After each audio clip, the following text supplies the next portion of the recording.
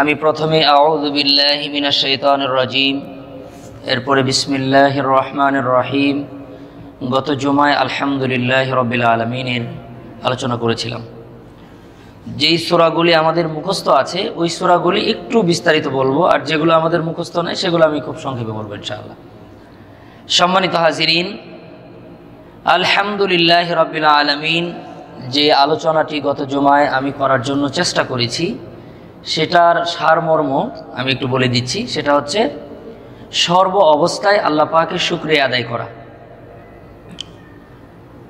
আলহামদুলিল্লাহ আলা কুল্লি হাল, এটা মুমিন বান্দার জন্য একটা বৈশিষ্ট্য, মুমিন বান্দার একটা গুণ।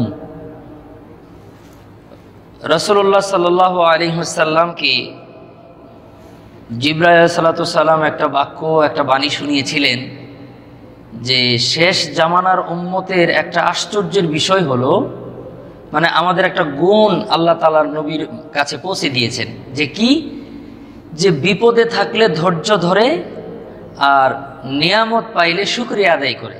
সুবহানাল্লাহ, এটা আল্লাহ তাআলা খুব খুশি আমাদের উপরে।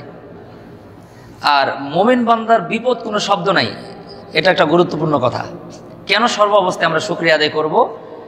আল্লাহ তাআলা আমাদেরকে জানিয়ে দিলেন মুমিন বান্দার লাইফটাই এমন, এটার মধ্যে মুসিবত কোনো শব্দই নেই মুমিনের ডিকশনারিতে।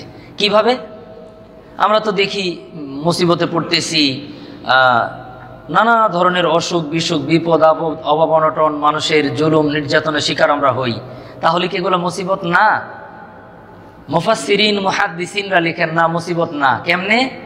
আল্লাহ মুমিনকে বাহ্যিকভাবে যে বিপদগুলা দেন, যেগুলোকে আমরা বিপদ মনে করি, এটার দুইটা কারণের যে কোনো একটা।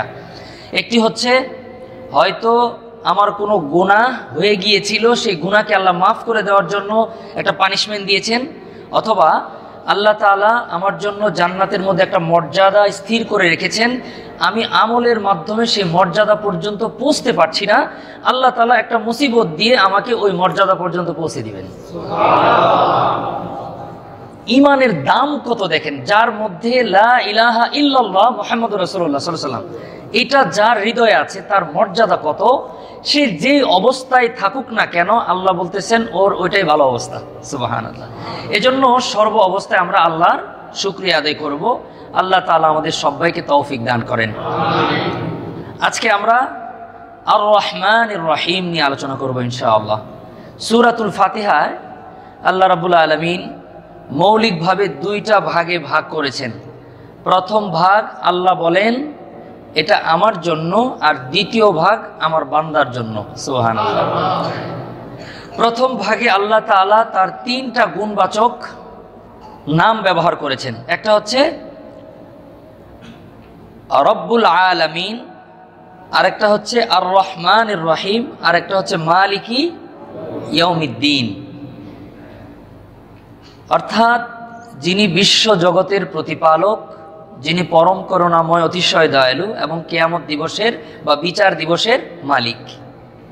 মুফাসসিরিন ইকরামরা লিখেন, এই কথাটা খুব সূক্ষ্মভাবে শোনেন। মুফাসসিরিন ইকরামরা সমস্ত তাফসিরের কিতাবে সূরাতুল ফাতিহার ব্যাখ্যা করতে গিয়ে লিখেন, আল্লাহ তাআলার ৯৯টি নাম আছে, আমরা সবাই জানি, এবং আরও ১,০০০ নাম আছে উজ্জ, আল্লাহ এগুলোকে প্রকাশ করেন নাই। এই ৯৯টি নামের মধ্যে এই গুণবাচক নামগুলির কিছু নামের অর্থ এরকম দয়ালু, মেহেরবান, আবার কিছু নামের গুণ এমন যে আল্লাহ খুব কঠিন, কহ্হার, জব্বার, আল্লাহ কঠিন শাস্তি দেন, আল্লাহ খুব কঠিন হতে পারেন, এই ধরনের গুণ আল্লাহর আছে। কিন্তু সূরাতুল ফাতিহার মধ্যে আল্লাহ তাআলা যে তিনটা গুণবাচক শব্দ ব্যবহার করেছেন, এখানে সবগুলাই দয়া আর মেহেরবানি আর রহমের শব্দ ব্যবহার করেছেন। একটা গুণবাচক শব্দ কঠিন বা আল্লাহ অনেক কঠিন হতে পারেন, এই ধরনের শব্দ আল্লাহ তাআলা ব্যবহার করেন নাই। এটার দ্বারা মুফাসসিরিনরা লিখেন যে আল্লাহ তাআলার গুসা, আল্লাহ তাআলার রাগ, আল্লাহ তাআলার জালালিয়ত, আল্লাহ তাআলার কহ্হারিয়ত, আল্লাহ তাআলার জব্বারিয়ত, এগুলার চাইতে আল্লাহ তাআলার রহমানিয়তের পাল্লা অনেক বেশি ভারী। অর্থাৎ আমরা একটা জিনিস জানলাম যে আল্লাহর রাগের চাইতে আল্লাহর দয়ার পরিমাণ অনেক অনেক বেশি। সুবহানাল্লাহ। আল্লাহ যেন আমাদের প্রতি দয়ার মুআমালা করেন, সকলে বলে আমিন। সম্মানিত হাজিরিন, আল্লাহ রাব্বুল আলামিন কোরআনুল কারীমের ভূমিকা, আমি আগেই বলেছি কোরআনের ভূমিকা হচ্ছে সূরাতুল ফাতিহা। সূরাতুল ফাতিহার 2 নম্বর আয়াতের মধ্যে আল্লাহ তাআলা বলেন, আর রহমানির রহিম, রহমান রহিম। আপনারা যারা জেনারেল জগতের স্টুডেন্ট ছিলেন আপনারাও বুঝবেন, প্রত্যেকটি শব্দের মূল অক্ষর থাকে। রহমান এবং রহিমের মধ্যে মূল 3টা হরফ র, হা, মিম। র, হা, মিম। রহমানের মধ্যেও র, হা, মিম, রহিমের মধ্যেও র, হা, মিম।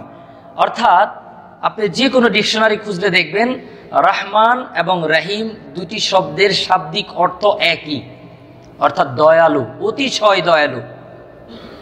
খুব ভালো করে বুঝেন, আমরা তো বাংলা সাহিত্য, ইংরেজি ভাষা নিয়ে আমরা পড়াশোনা করেছি, আমরা যারা আছি বাইরের, আর যারা মাদ্রাসা লাইনে আছে তারা তো আরবি পড়েছি। আপনার কোনো ভাষার মধ্যে একই অর্থবোধক 2টি শব্দ পাশাপাশি ব্যবহার করা একটা সাহিত্যের লঙ্ঘন। যেমন ধরেন সূর্য, এটি বাংলা শব্দ, আবার রবিও বাংলা শব্দ। কোথাও কি এমন লেখে সূর্য রবি উদিত হয়েছে? কারণ একই অর্থবোধক 2টি শব্দ একসাথে ব্যবহার হয় না। রাত নিশি দুটো একই শব্দ, কোথাও কি একসাথে ব্যবহার হয় রাত আবার নিশি? পানি এবং জল দুটি একই শব্দ, কোথাও কি ব্যবহার হয় পানি জল খেয়েছি? হয়তো আপনি জল খেয়েছেন অথবা পানি খেয়েছেন, পানি জল খেয়েছি, সূর্য রবি উঠেছে। এ ধরনের একই অর্থবোধক পাশাপাশি 2টি শব্দ ব্যবহার করা সাহিত্যের লঙ্ঘন নরমালি বুঝে আসে। আর পৃথিবীর মধ্যে যত কিতাব আল্লাহ পাঠিয়েছেন, মানুষ যত কিতাব লিখেছে, সর্বশ্রেষ্ঠ সব দিক থেকে, সাহিত্যের দিক থেকেও সর্বশ্রেষ্ঠ কিতাব আল কোরআন। তাহলে কোরআনের শুরুতেই 2 নম্বর আয়াতের মধ্যে এই ধরনের একই অর্থবোধক 2টি শব্দ আল্লাহ কেন ব্যবহার করলেন? এটা একটি প্রশ্ন। এভাবে বললেই হতো, আলহামদুলিল্লাহি রাব্বিল আলামিন আর রহমান মালিক ইয়াউমিদ্দিন। আর রহমান আর রহিম পাশাপাশি 2টি শব্দ একসাথে আনা বাহ্যত দৃষ্টিতে, মানে উপরে উপরে চিন্তা করলে বোঝা যায় যে সাহিত্যের লঙ্ঘন হয়েছে, কিন্তু আসলে বিষয়টা এরকম না।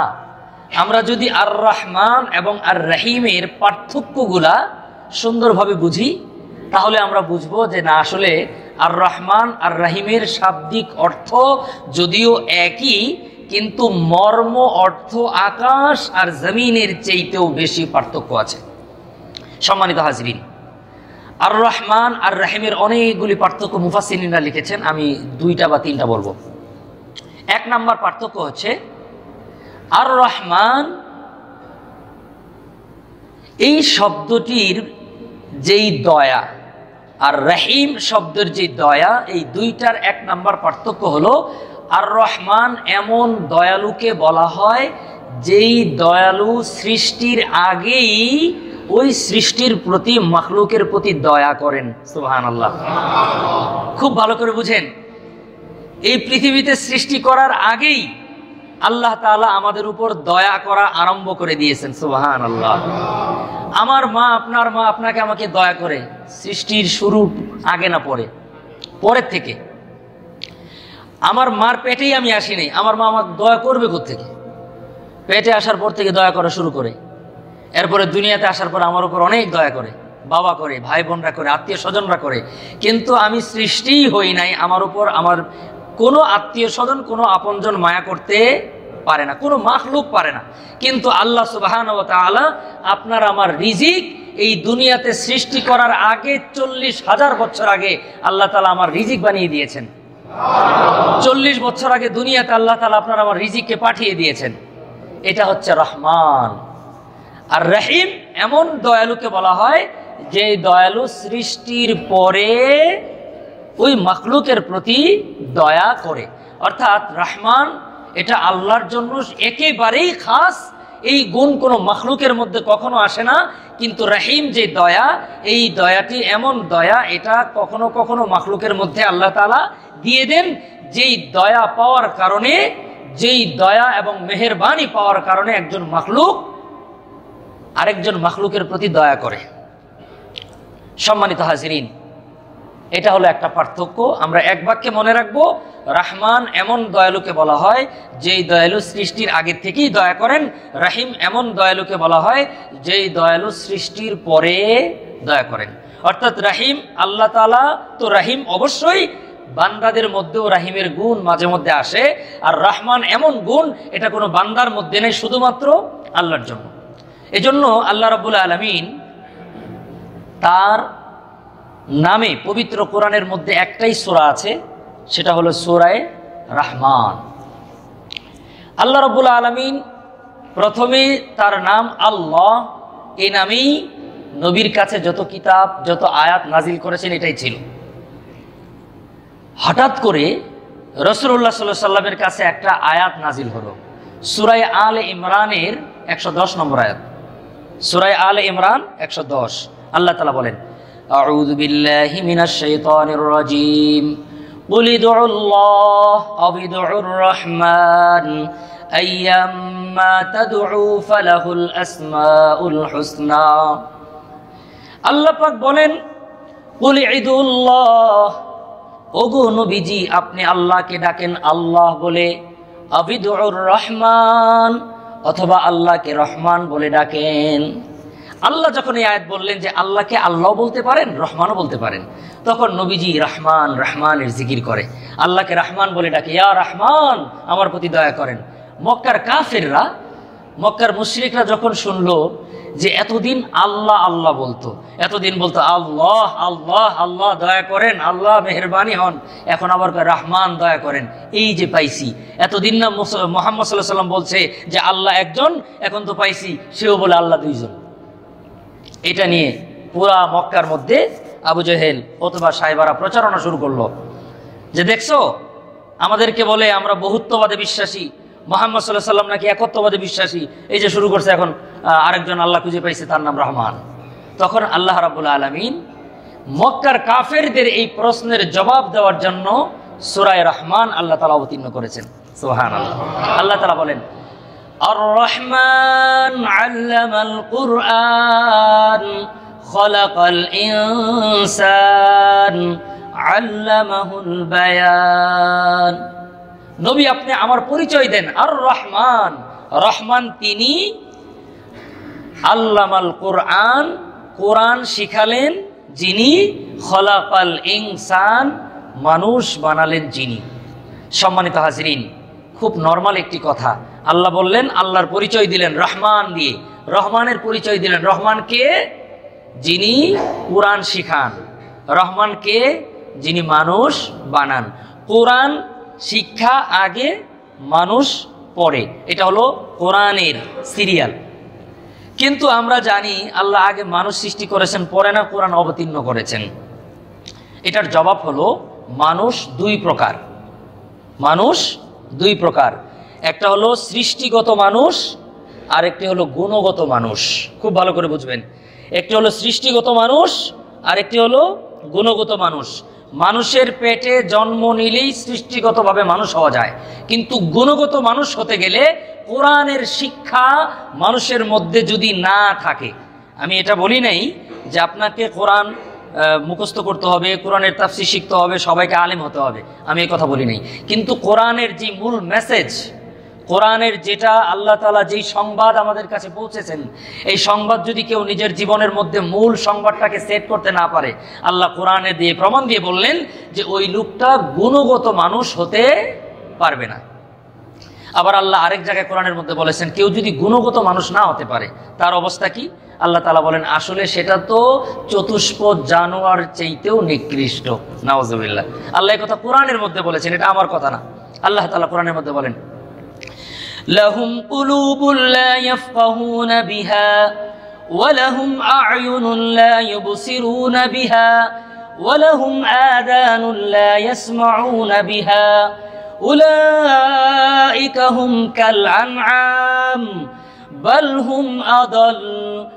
আল্লাহ রাব্বুল আলামিন বলেন লাহুম কুলুবুল লা ইয়াফকাহুনা বিহা, আমি তাদেরকে অন্তর দিয়েছিলাম, অন্তর দ্বারা বুঝে নাই। এই অন্তর, হৃদয়, আত্মা এটা পৃথিবীর কোনো মাখলুককে দেওয়া হয় নাই, মানুষকে দিয়েছেন। পৃথিবীর কোনো মাখলুককে, মানুষকে যেমন কান দিয়েছেন এমন কান পৃথিবীর কোনো মাখলুককে দেওয়া হয় নাই। মানুষকে যেমন চক্ষু দিয়েছেন এই ধরনের চোখ আল্লাহ পৃথিবীর কোনো মাখলুককে দেন নাই। আল্লাহ রাব্বুল আলামিন বলেন আমি তোমাকে স্পেশাল কান দিলাম, আমি তোমাকে স্পেশাল জবান দিলাম, আমি তোমাকে স্পেশাল অন্তর দিলাম, এগুলা দিয়ে যারা বুঝলা না, আল্লাহ তাআলা বলেন উলাইকা হুম কাল আনআম, তারা হচ্ছে আনআম শব্দের অর্থ যারা চার পা দিয়ে পৃথিবীর মধ্যে চলে। চার পা দিয়ে যারা চলে আপনি তাদেরকে চিনেন। আল্লাহ তাআলা বলেন তারা হলো উলাইকা হুম কাল আনআম বাল হুম আদল, বরং চতুষ্পদ প্রাণীর চেয়েও তারা নিকৃষ্ট। নাউজুবিল্লাহ। অর্থাৎ কেউ যদি রহমানের পরিচয় না জানে, কেউ যদি রহিম না বুঝে, না পার্থক্য না বুঝে, আল্লাহর পরিচয় কেউ না শিক্ষা করে, আল্লাহ তাআলা বলেন আসলে সে মানুষই হতে পারে না।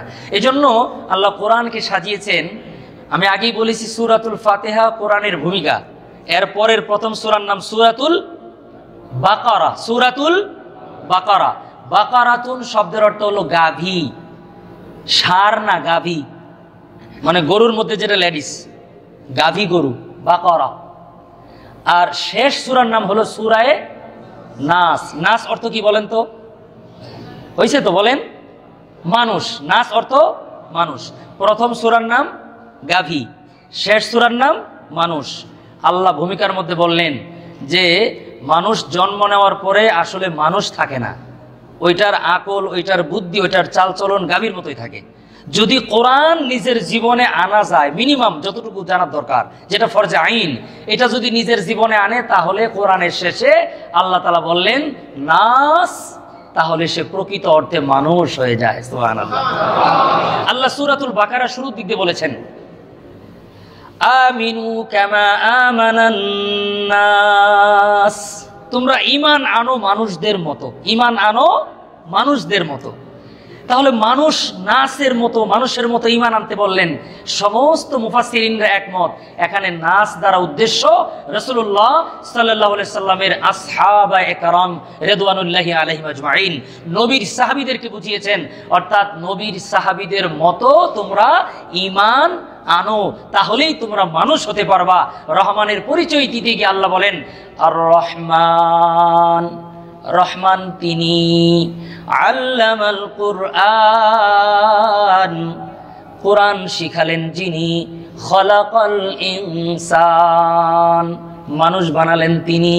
এটা মানুষও বলে, নিজের সন্তানকে বলে বাবা তুমি মানুষ হও, বড় মানুষ হও, ভালো মানুষ হও, মানুষের মতো মানুষ হও। কিন্তু জিজ্ঞেস করেন মানুষের মতো মানুষ বলতে আসলে কোন মানুষ বুঝাইছে? এটা কোরআনের কথা। আমরা যখন আমাদের সন্তানকে বলবো বাবা তুমি মানুষের মতো মানুষ হও, তখন বুঝাবেন যে মানুষ বলতে কি বুঝছো। মানুষ বলতে নবীর সাহাবীদেরকে বোঝানো হয়েছে। আমি সম্ভবত এখানে বলেছিলাম কথাটি, আবারও উদ্ধৃতি করছি। ইংল্যান্ডের একটা স্কুলে আমাদের সিলেটের এক ভাই তার ছেলেকে ভর্তি করেছে। ছোট ছোট বাচ্চাদেরকে টিচার জিজ্ঞেস করলেন তোমরা বড় হয়ে কি হতে চাও? কেউ বলতেছে আমি সেনা অফিসার হব, কেউ বলতেছে আমি পুলিশ অফিসার হব, কেউ বলতেছে আমি ডক্টর হব, কেউ বলতেছে আমি ইঞ্জিনিয়ার হব, এক একজন এক একটা বলেছে। কেউ বলেছে আমি শিক্ষক হব।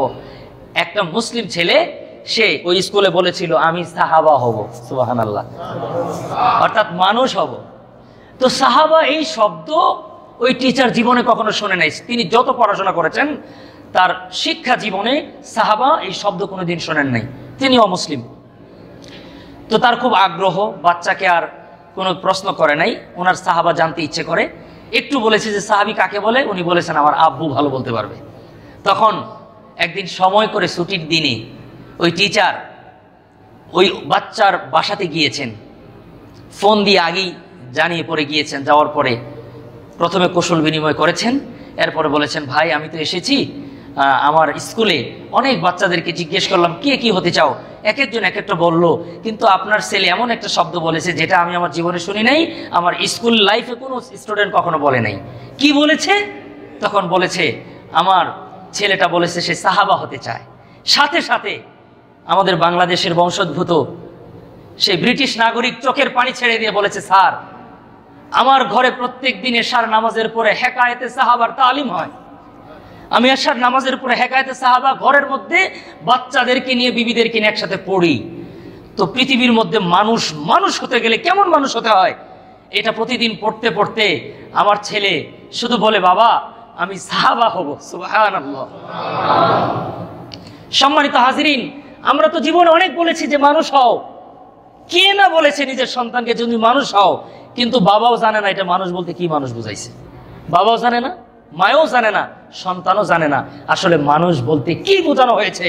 আল্লাহ জাল্লা জালালুহু আম্মা নাওয়ালুহু পবিত্র কোরআনুল কারীমের সূরাতুল বাকারার 2 পৃষ্ঠার মধ্যেই পাবেন। আল্লাহ তাআলা বলেছেন, আমিনু কামা আমানান নাস, ইমানদার হও লোকদের মতো, মানুষদের মতো, চাকরি করো মানুষদের মতো, নেতা হও মানুষদের মতো, নামাজ পড়ো মানুষদের মতো, স্ত্রী হও মানুষদের মতো, স্বামী হও মানুষদের মতো, যেই শ্রেণী পেশার মানুষ আমি হই না কেন, আল্লাহ পাক রব্বুল আলামিন বলেন আমিনু কামা আমানান নাস, মানুষের মতো মানুষ হও।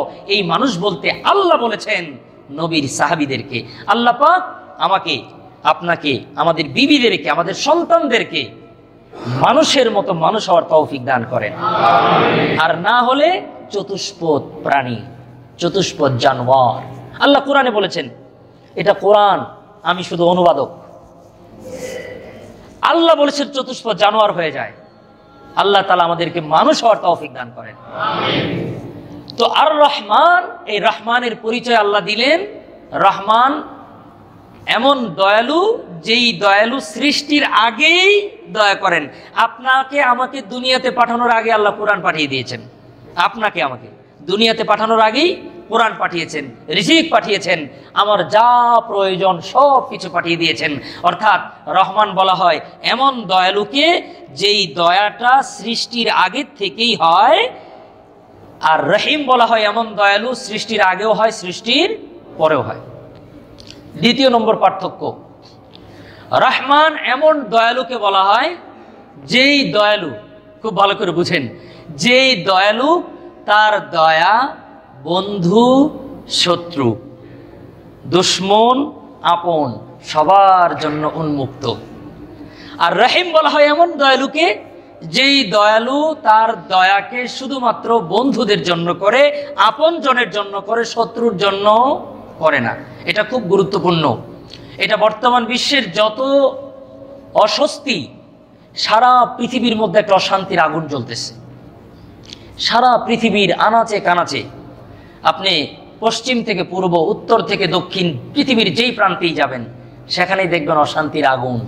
কারণ একটাই, পুরো পৃথিবীকে যদি কোরআনের নকশায় না সাজানো হয়, পুরো পৃথিবীকে যদি যিনি স্রষ্টা, যিনি সৃষ্টি করেছেন তার দিক নির্দেশনা অনুযায়ী পৃথিবী পরিচালনা করা না হয়, তাহলে কখনো কশ্চিনকালেও ব্যক্তি, পরিবার, সমাজ, রাষ্ট্র এবং আন্তর্জাতিক পরিমণ্ডল কশ্চিনকালেও আর যাই হোক না হোক সুখ শান্তি পেতেই পারে না। এটার কোনো সম্ভাবনা নাই। আল্লাহ রাব্বুল আলামিন এই রহমান আর রহিমের পার্থক্য শিখতে বললেন, এজন্য এটা পার্থক্য আমরা শিখবো। আল্লাহ বলেন তোমরা শিখো, না শিখলে জীবনে বড় বিপদে পড়ে যাইবা, ভুল করবা, মনে করবা আল্লাহ যেমন দুনিয়াতে করছে আখেরাতেও আমাকে করবে। আল্লাহ রাব্বুল আলামিন দুনিয়াতে আমাকে সম্পদ দিয়েছেন, আখেরাতেও দিবেন। আল্লাহ তাআলা দুনিয়াতে আমাকে ক্ষমতা দিয়েছেন, আখেরাতেও আমাকে দিবেন। আল্লাহ তাআলা দুনিয়াতে আমাকে ইজ্জত দান করেছেন, আখেরাতেও আমাকে ইজ্জত দান করবেন। না, আল্লাহ বলেন রহমান আর রহিমের পার্থক্য বুঝো। রহমান বলা হয় যিনি বন্ধুর প্রতি দয়া করেন, আর রহিম বলা হয় শত্রুর প্রতিও করেন, আর রহিম বলা হয় শুধু বন্ধুর প্রতি করেন, শত্রুর প্রতি করেন না। শত্রু আর বন্ধুর পার্থক্যটা বুঝেন। শত্রু হলো যিনি আল্লাহর প্রতি অস্বীকার করেন, আর বন্ধু হলো যিনি পড়েন লা ইলাহা ইল্লাল্লাহু মুহাম্মাদুর রাসূলুল্লাহ। অর্থাৎ ঈমান আনলেই বন্ধু, আর ঈমান না এনে অস্বীকার করলেই শত্রু। শত্রু আর বন্ধু আবার ঢালাও ভাবে মুসলমানদেরকে আল্লাহ শত্রু বানায় দেন না। এটার ব্যাখ্যা আবার অনেকে বলবে যে পাইছি একটা, যে আল্লাহ দুনিয়াতে দিলে আখেরাতেও দিবে, দুনিয়াতে দিলে আখেরাতে দিবে না। এটা বুঝাইতে গিয়া যার মধ্যে ঈমান আছে, যিনি আল্লাহকে বিশ্বাস করেন, তাকেও কাফেরদের দলে ঠেলে দেওয়ার সুযোগ নেই। অর্থাৎ শত্রু আর বন্ধুর পার্থক্য হলো যারা আল্লাহকে বিশ্বাস করেন, নবীকে শেষ নবী বিশ্বাস করেন, পুনরুত্থানকে বিশ্বাস করেন, উনি হচ্ছেন আল্লাহর বন্ধু। আর যিনি বিশ্বাস করেন না উনি হচ্ছেন আল্লাহর শত্রু। অর্থাৎ আল্লাহ তাআলা তার বন্ধু এবং শত্রুকে দুনিয়াতে অর্থাৎ রহমান হিসেবে সবার প্রতি দয়া সমান, আর রহিম হিসাবে শুধুমাত্র আল্লাহ রাব্বুল আলামিন কিয়ামতের ময়দানে মুমিন এবং মুসলমানদের প্রতি আল্লাহ দয়া করবেন, কোন কাফের বেঈমানদের প্রতি আল্লাহ দয়া করবেন না। সম্মানিত হাজিরিন, আল্লাহ রাব্বুল আলামিন কতটা দয়ালু, আল্লাহ তাআলা কত মহান দয়া আমাদের প্রতি করতে পারেন, এটা একটু আমাদের বোঝার দরকার। এটা বুঝলে আমরা আল্লাহ তাআলার খুব কাছাকাছি যেতে পারবো। মোমেন যে আল্লাহর বন্ধু, এটার একটু ব্যাখ্যা করে নি। অনেকে মনে মনে ভাববেন শুধু কালেমা পড়লেই কি আল্লাহর বন্ধু হয়? মোমেন শব্দের অর্থই হলো বন্ধু। মোমেন শব্দের অর্থই একটা অর্থ হলো মোমেন শব্দের বন্ধু। মোমেন তাকে বলা হয় যিনি আল্লাহর বন্ধু। এখন বন্ধুর অনেক স্তর আছে, কিছু আছে ফ্রেন্ড, আবার কিছু আছে ক্লোজ ফ্রেন্ড, আছে না এরকম? ইংরেজিতে বললাম যাতে করে বন্ধু শব্দটা আপনারা ভালো বুঝেন। সম্মানিত হাজিরিন, আল্লাহ কত বড় দয়ালু এটা বোঝার জন্য অনেক হাদিস আছে, আমি শুধু একটা বলছি। সহিহ বুখারী শরীফের 5999 নম্বর হাদিস। সহিহ বুখারী 5999 নম্বর। আপনাদের যাদের কাছে স্মার্টফোন আছে, যাদের কাছে বাংলা বুখারী আছে, দেখে নিতে পারবেন। হযরতে ওমর ইবনুল খাত্তাব রাদিয়াল্লাহু তাআলা আনহু হাদিসখানা বর্ণনা করেন। হযরতে ওমর বলেন যে একদিন আমাদের সামনে কিছু বন্দী, যুদ্ধের ময়দান থেকে কিছু বন্দী গ্রেফতার করে আনা হলো। মানে যুদ্ধের ময়দানে যুদ্ধে বিজয় হয়ে কিছু বন্দী এসেছে আমাদের হাতে, সেগুলাকে নবী করিম সাল্লাল্লাহু আলাইহি সাল্লামের কাছে আমরা উপস্থিত করলাম। তাদের মধ্যে কিছু নারী, শিশু ছিল। একজন বন্দিনী, একজন নারী, তার বাচ্চা ছিল, কিন্তু সে বন্দী হওয়ার কারণে বাচ্চাটা তার কাছে এই মুহূর্তে নাই। হযরত ওমর ইবনুল খাত্তাব বলেন ওই বন্দী অবস্থায় একটা ছোট্ট বাচ্চাকে দেখে, দুধের বাচ্চা এরকম থাকে না, এক জায়গায় বেড়াইতে গেছে আরেকজনের বাচ্চার সামনে হাঁটাহাঁটি করতেছে, এই ভদ্র মহিলা ওই বাচ্চাকে দেখে খুব দ্রুত গতিতে বাচ্চাটাকে কোলে উঠায় নিয়ে আড়ালে গিয়ে বাচ্চাটাকে দুধ খাওয়ানো আরম্ভ করলেন। এটা হলো মাতৃত্ব, দুধ খাওয়ানোর ফিলিংস। একটা মা তার সন্তানকে যখন দুধ খাওয়ায়, এই দৃশ্য, এই মজা, এটা তো কেবলমাত্র মাই বুঝে। এজন্য যখন দোয়া করবেন, যখন মোনাজাত করবেন, যাদের মা দুনিয়ার মধ্যে বেঁচে নাই, আপনি আল্লাহর কাছে এই কথা মনে করবেন, আল্লাহ, যখন আমি আমার মার দুধ মুখে দিয়ে আমি দুধ খেয়েছি, আমি আমার মার চোখের দিকে তাকিয়েছিলাম, আমার মাও আমার চেহারার দিকে তাকিয়েছিল, আমার মা তার রক্তগুলাকে দুধ বানিয়ে তিলে তিলে আমাকে পান করে আজকে আমার মা আমাকে এতটুকু পর্যন্ত পৌঁছেছেন। আয় আল্লাহ, মেহেরবানি করে দয়া করে আমার ওই মাকে কবরের মধ্যে কোনো আযাব দিয়েন না মালিক। এটা বুঝতে হবে, এই অনুভব এটা করতে হবে, এটা চিন্তা করে করে পরে আপনি আপনার মার জন্য দোয়া করবেন, সেই দোয়া আরশে আজিম পর্যন্ত পৌঁছে যাবে। এমনি নরমালি বললেন রব্বির হামহুমা কামা রব্বায়ানি সগীরা, শুধু বললেন, কিন্তু রব্বির হামহুমা কামা রব্বায়ানি সগীরার অর্থ বুঝলেন না, ব্যাখ্যা বুঝলেন না, এটার মর্ম অর্থ বুঝলেন না। দোয়া করবেন, কবুল হবে, ওইটা হবে না যখন আপনি ভাববেন আল্লাহ, মা তো দুনিয়াতে নাই, আমার মার দুধ না আমি একসময় খাইছি, দুধটা আমার মুখে ছিল, আমি মার দিকে চেয়ে থাকছি, মা আমার দিকে চেয়ে থাকছে, এরপর আমাকে আদর করে করে ঘুম পাড়িয়েছে, আমার ঘুম যেন না ভেঙে যায় এজন্য মা আলতো করে আমার বিছানার মধ্যে রেখেছে। আয় আল্লাহ, আমার মা আমাকে এত যত্ন করেছে, আপনি সেই মাকে আপনি মাফ করে দেন। এটা ভাববেন আর দোয়া করবেন, ওই দোয়া ডাইরেক্ট আরশে আজিমে পৌঁছে যাবে। আল্লাহ আমাদের বুঝার তৌফিক দান করেন। বলতেছিলাম বুখারী শরীফের 5999 নম্বর হাদিস। হযরত ওমর ইবনুল খাত্তাব বলেন, আল্লাহ রাসূল আমাদেরকে সম্বোধন করে বলল যে, সাহাবারা, তোমরা কি দেখছো এই মহিলাটা কি করলো? সাহাবাগণ বলেন, ইয়া রাসূলুল্লাহ, দেখলাম তো যে বাচ্চাটাকে কুলে নিয়ে দুধ পান করাইলো। তখন রাসূল তাদের কাছে প্রশ্ন করলেন যে, আমার সাহাবাগণ, আচ্ছা বলো তো, যেই মা আরেক মার সন্তানকে দুধ পান করায়, তাহলে ওই মা তার সন্তান, বুঝছেন কথা, আরেকজনের সন্তানকে দুধ পান করাচ্ছে, তাহলে তার নিজের সন্তানকে আগুনের মধ্যে ফেলে দিবে, এটা কি সম্ভব? রাসূল প্রশ্ন করলেন সাহাবীদেরকে, যেই মা আরেকজনের বাচ্চাকে দুধ পান করায় সেই মা নিজের সন্তানকে নিজের হাতে আগুনে ফেলে দিবে, এটা কি সম্ভব? সাহাবাগণ বলেন অসম্ভব। নবী বললেন কেন? সাহাবীগণ বললেন ওই মায়ের দিলের মধ্যে তার সন্তানের প্রতি দয়া আছে, রহম আছে, এজন্য নিজের সন্তানকে আগুনে ফেলে দিতে পারে না। আল্লাহর পয়গম্বর বললেন, ও আমার সাহাবারা, মনে রাখো আল্লাহ পাক যেই দয়া, যেই ভালোবাসা, যেই মমতা ওই মাকে দিয়েছেন সামান্য, ওই দয়া ভালোবাসা মমতা পেয়ে যেই মা আরেকজনের বাচ্চাকে দুধ পান করাইতে চায়, নিজের সন্তানকে আগুনে কখনো ফেলবে না, তোমরাই বলছো অসম্ভব। তাহলে মনে রাখবা আল্লাহ জাল্লা জালালুহু ও আম্মা নওয়ালুহু, আমার আল্লাহ রহমান, আমার আল্লাহ রহিম, আমার আল্লাহ করিম, আমার আল্লাহ মালিক, আমার আল্লাহ খালিক, ইন্নাহু কানা গাফফারা, আমার আল্লাহ অতিশয় দয়ালু, আমার আল্লাহ এত বড় দয়ালু। মনে রাখবা আমার আল্লাহ কোনো দিন চায় না কোনো ইমানদারকে নিজের হাতে জাহান্নামের মধ্যে ফেলে দিতে। আল্লাহ কখনো চান না এটা, আল্লাহ কশিন কালেও পছন্দ করেন না। কিন্তু যদি কেউ আল্লাহর দুশমন হয়ে যায়, যদি কেউ নিজেকে আল্লাহর শত্রু বানিয়ে ফেলে, নিজে আল্লাহর সাথে আদাওয়াতি করতে করতে আল্লাহর বিরুদ্ধে আচরণে লেগে যায়, তখন আল্লাহ কিয়ামতের দিন তার সাথে সাক্ষাৎই দিবেন না, আল্লাহ তার সাথে কথাই বলবেন না। আপনি কারো কাছে যদি আপিল করতে চান, আপনি কারো কাছে কিছু চাইতে চান, তাহলে তো মিনিমাম তার কাছে যেতে হবে। আপনি মনে করেন কোনো স্যারের কাছে কোনো রিকোয়েস্ট করবেন, আপনি যদি দেখাই না পান তার, তাহলে কোনো দরজা খোলা আছে?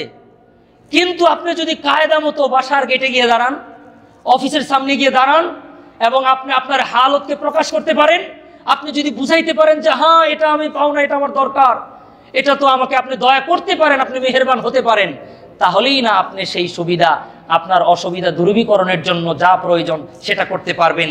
কিন্তু যদি আপনি সাক্ষাৎই না পান, কথা বলারই সুযোগ না পান, আপনার ফোন রিসিভ না করে আপনি সরাসরিও দেখা করতে সুযোগ না পান, তাহলে কোনো দরজা খোলা আছে? আল্লাহ বলেন যারা ঈমানদার নয় আল্লাহ তাদের সাথে কথাই বলবেন না। এমন বড় বড় কিছু অপরাধ আছে, আমার আজকে সুযোগ নেই বলার, ওই অপরাধীদের সাথেও আল্লাহ সাক্ষাৎ করবেন না। কিন্তু মুমিন বান্দা যারা, আল্লাহ তাদের সাথে সাক্ষাৎ করবেন। সুবহানাল্লাহ। হাদিসে নাজওয়া একটা হাদিস আছে, সকল মুহাদ্দিসিনরা এই হাদিসটা বর্ণনা করছেন।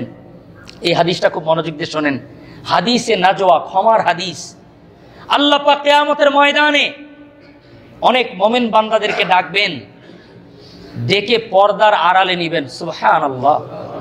পর্দার আড়ালে নিবেন, নিয়ে আল্লাহ তাআলা তার জীবনের সমস্ত অপরাধগুলো তার সামনে তুলে ধরবেন, যে তুমি গোপনে এই স্বাক্ষর করেছো, তুমি গোপনে এই জিনা ব্যভিচার করেছো, তুমি গোপনে এই অপরাধগুলো করেছো না?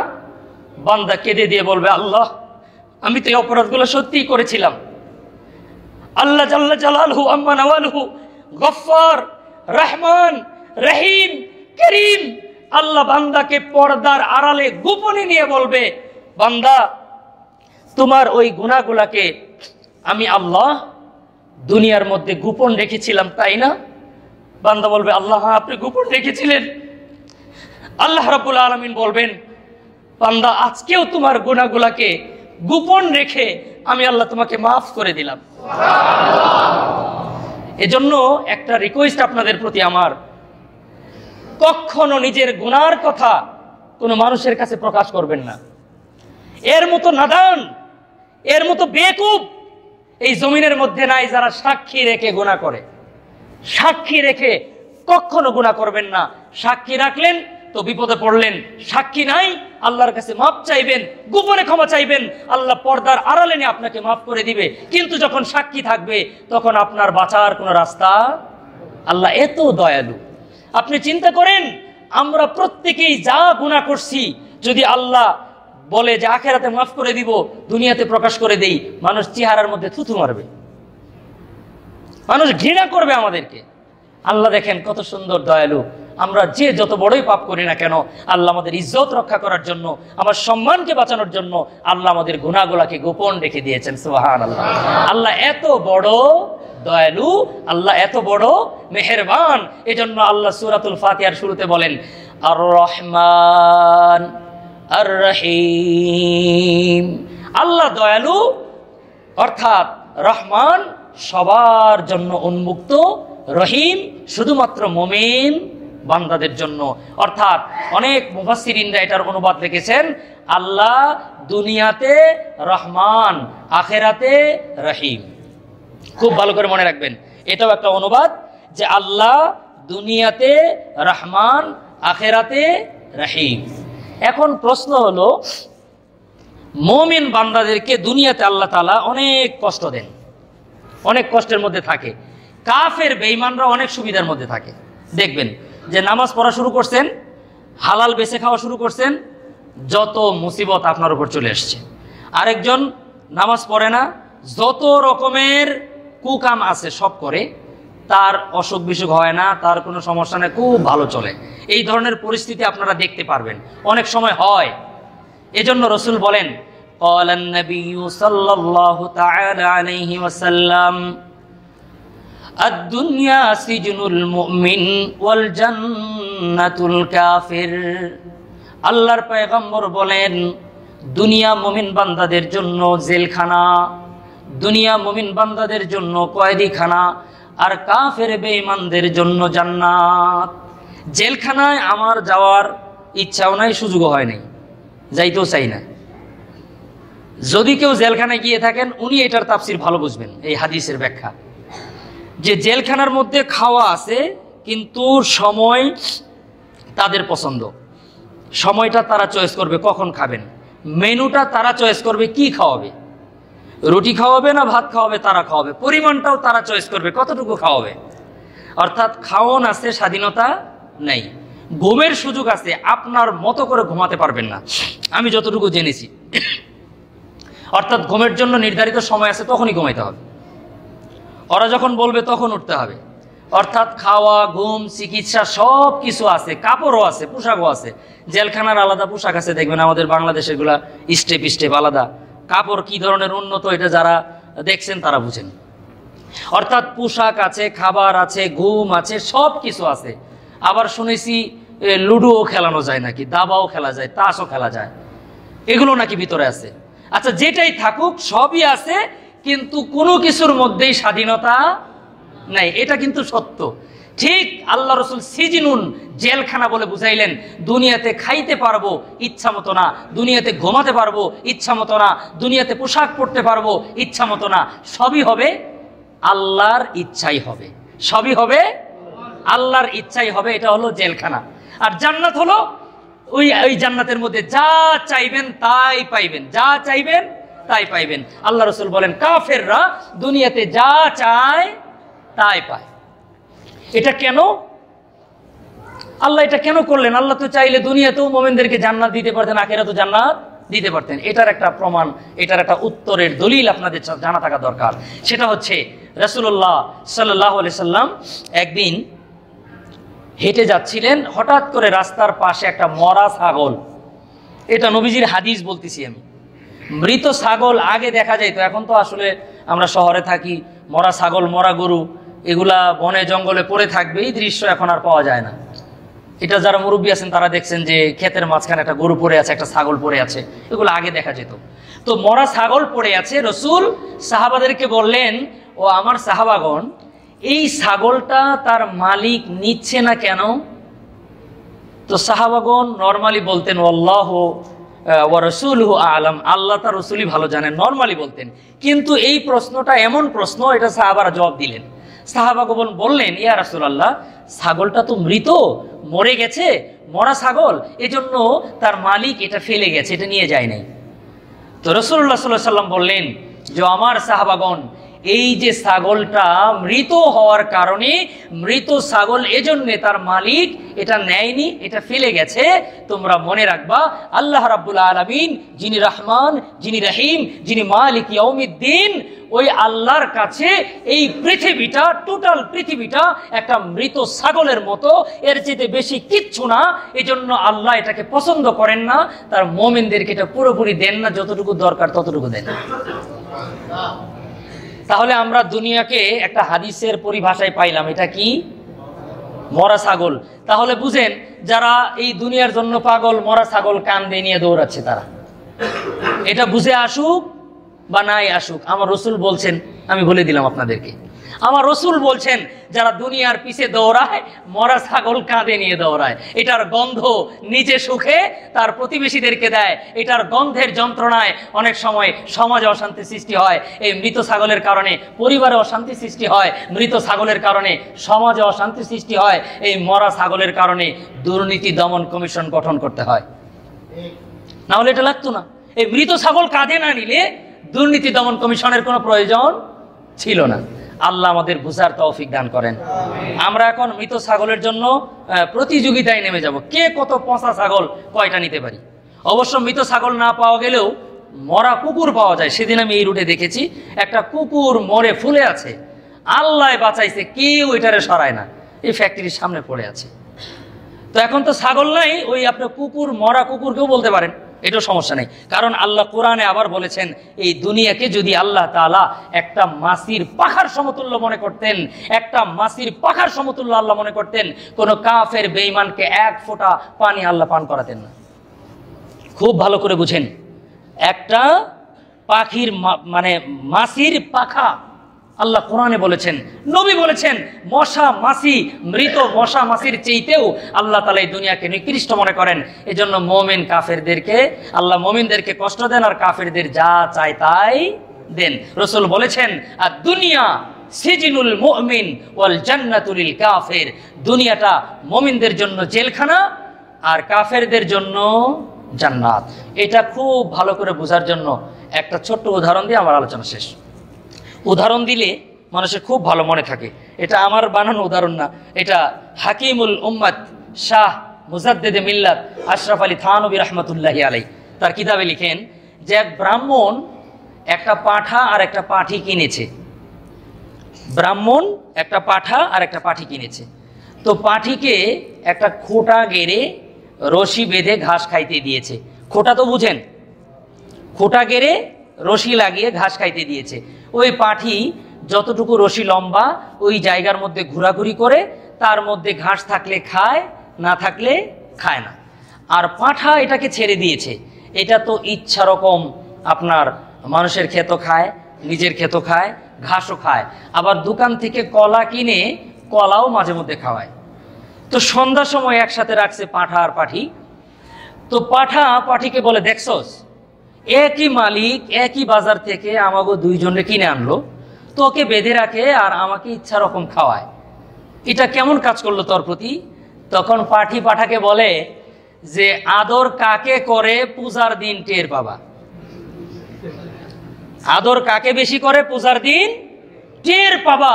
তোমাকে কলা খাওয়াচ্ছে, তোমাকে কলার শুকলা খাওয়াচ্ছে, নিজের ক্ষেত খাওয়াচ্ছে, আরেকজনেরটাও খাওয়াচ্ছে, যা ইচ্ছা তাই খাচ্ছ, পূজার দিন তোমাকে বলি দিবে। আর আমাকে বেঁধে রেখেছে, আমি নরমালি থাকবো।